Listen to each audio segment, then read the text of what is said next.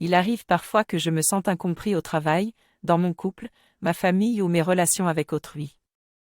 Je suis parfois obligé de porter un masque et de me présenter aux autres de manière différente de qui je suis réellement, pour qu'ils me voient comme je voudrais qu'ils me voient. Cela peut être frustrant et générer de la colère ou un sentiment d'être étouffé par les autres. J'ai appris depuis mon enfance à être gentil, à m'occuper des autres et à répondre à leurs demandes. Cependant, cela peut avoir des conséquences négatives, comme le fait de ne pas exprimer mes émotions, de dire oui alors que je pense non ou de faire les choses par devoir plus que par amour. Le livre « Cessez d'être gentil, soyez vrai » de Thomas Dansembourg m'a aidé à comprendre les effets négatifs de cette habitude de toujours être gentil avec les autres, ainsi que les avantages d'être vrai dans mes relations.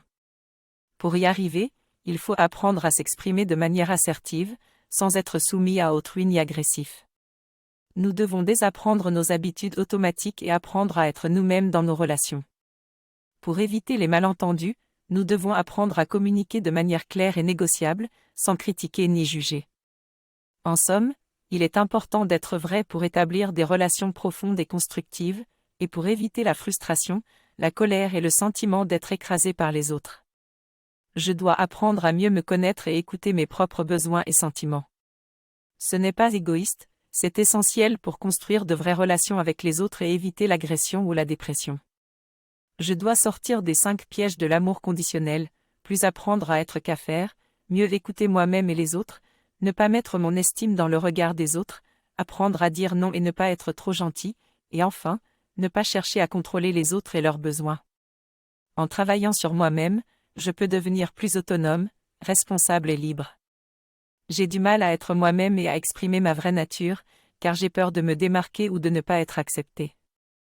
De plus, j'ai du mal à dire non aux autres, ce qui peut me causer de la frustration et de la colère. Pour sortir de ces pièges, je dois apprendre à cultiver l'estime de soi, à accepter mes différences et à utiliser mes sentiments de manière constructive. En pratiquant l'observation de mes états d'âme et en utilisant la communication non violente, je peux progressivement être plus aligné avec moi-même et communiquer de manière plus assertive et empathique avec les autres. Dans ce texte, j'ai appris qu'il est important d'être honnête et vrai avec soi-même et avec les autres.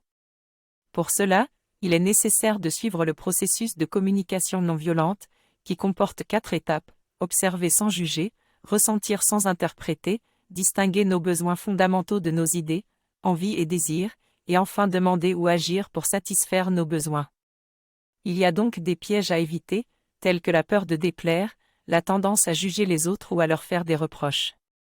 En appliquant la communication non violente, nous pouvons améliorer la qualité de nos relations et trouver plus de sens et de joie dans nos vies. Si cela vous intéresse, je vous recommande de regarder des vidéos sur le sujet, comme celle sur le livre de Marshall Rosenberg ou celle sur les 5 blessures selon Lise Bourbeau.